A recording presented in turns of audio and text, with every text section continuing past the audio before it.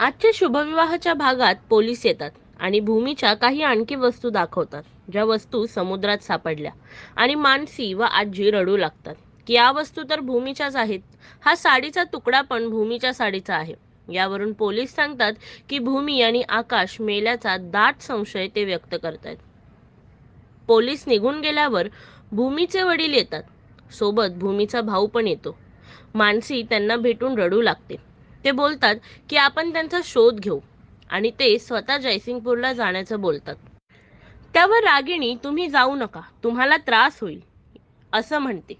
यावर भूमीचा भाऊ जयसिंगपूरला जाण्यास तयार होतो.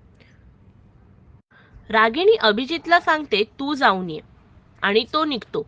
पौर्णिमा फोन करते, कुठे जाताय? यावर अभिजित तू घर सांभाळ, मला प्रश्न विचारू नकोस, आणि मित्रांसोबत दारूची पार्टी एन्जॉय करायला जातो.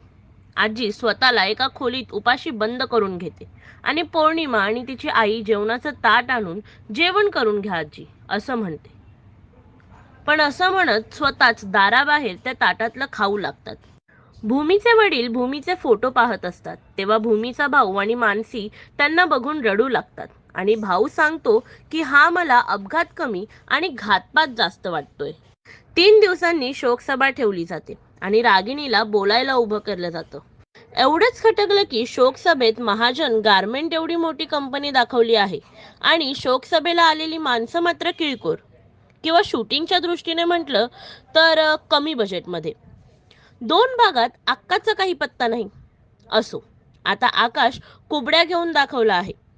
पुढे भेटू उद्याच्या भागात. तोपर्यंत बघत रहा नंदिनी सोबत मराठी रिव्ह्यू.